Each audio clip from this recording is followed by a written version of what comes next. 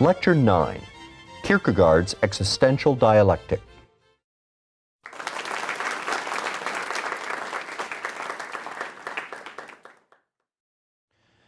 Kierkegaard's rejection of Hegel might be viewed along two different dimensions.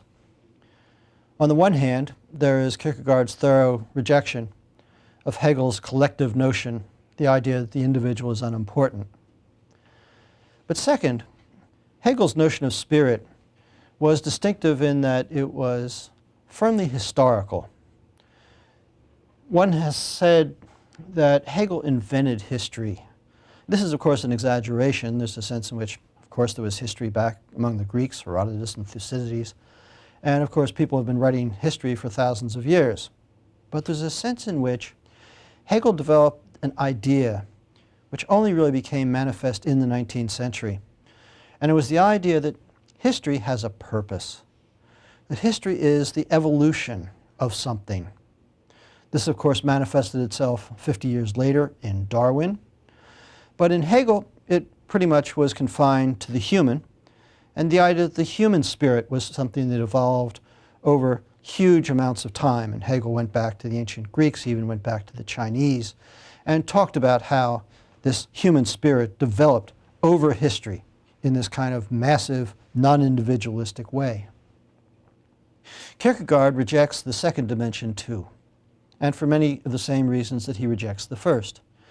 He rejects the emphasis on spirit as opposed to the emphasis on the individual, because it leaves out what he, and many people following him, would say is most important, and that is, philosophy should tell you how to live your life, you personally.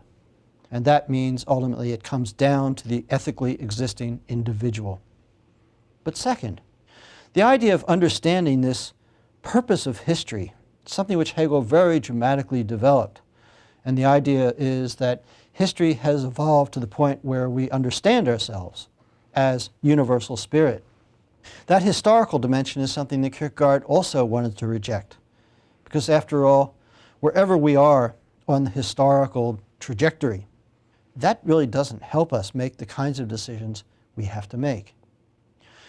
Hegel called this historical development, this purposiveness, by the rather exciting Greek name, Dialectic. And one might say that Hegel's philosophy is, among other things, about a historical dialectic that shows us where we've come from, where we're going, and where we are. Kierkegaard, by contrast, also takes the notion of a dialectic, but he makes it strictly personal. He calls it an existential dialectic. And the idea is that while there may well be the kind of interplay that Hegel had talked about in great detail in history, there is also, and more importantly, a kind of interplay within each and every individual. The notion of dialectic itself is fascinating. It gets traced back to the Greeks. It's a Greek word. Plato and Aristotle talked about it, and it is often said that dialectic is, in one rather banal translation, simply a conversation. But in its sort of proceeding through history, through philosophy, dialectic takes on a much more dramatic sensibility. It's not just a conversation, but it's a confrontation.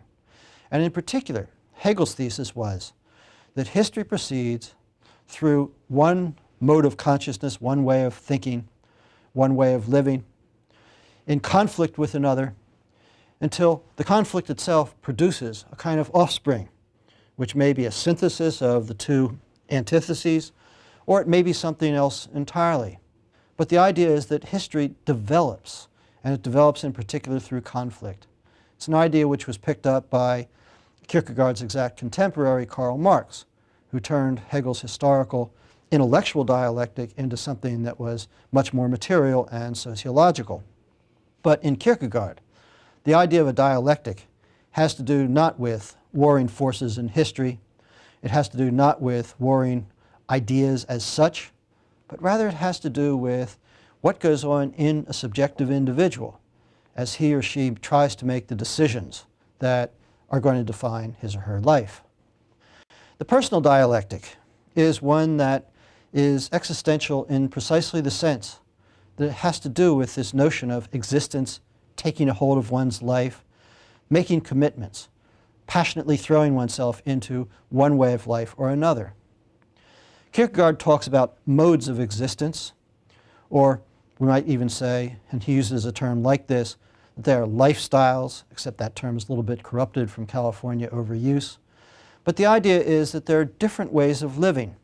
And in addition to making the particular decisions we make about what to do or how to act, we also make some very general, broad decisions about how we're to live.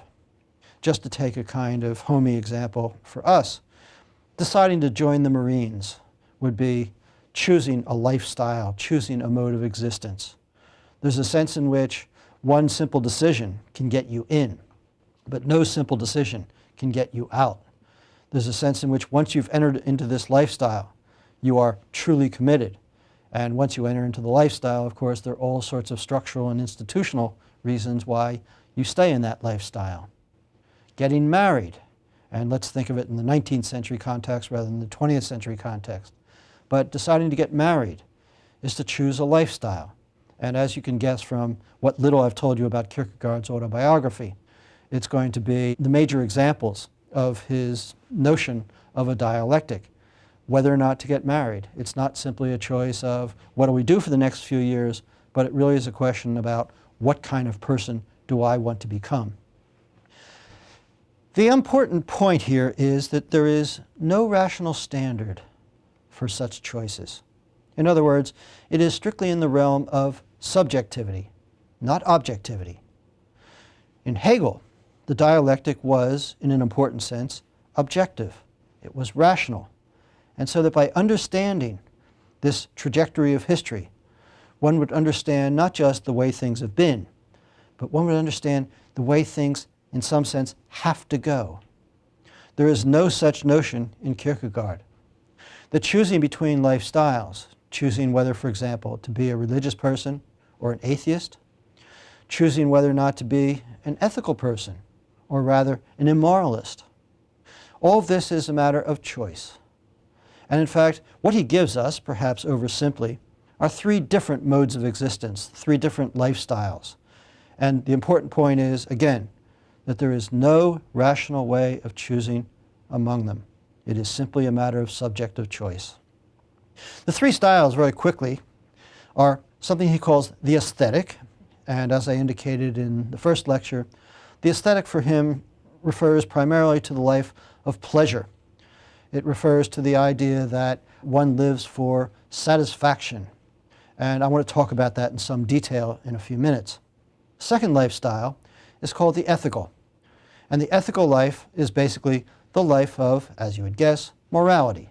It's doing your duty, fulfilling your obligations, keeping your promises, being a good person, caring about the welfare of others as well as yourself.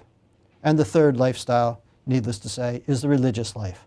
And Kierkegaard juxtaposes these against one another and says that it is a choice that we have to make. With regard to the aesthetic, one might argue that this is not a choice. It's simply natural. There have certainly been a great many philosophers.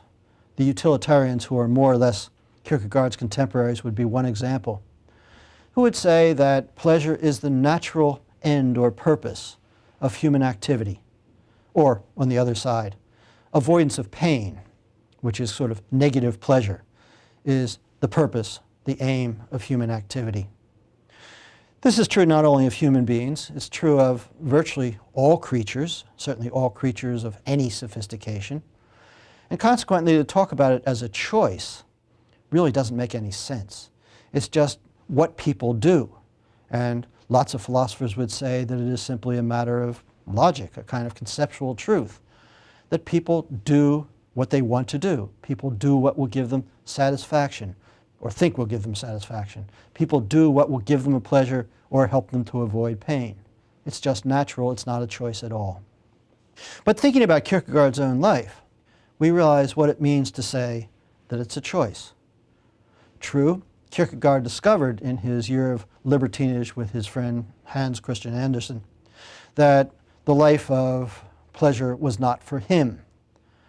But that wasn't just a recognition. It wasn't just saying, I'm a person who is anhedonic. I'm a person who doesn't enjoy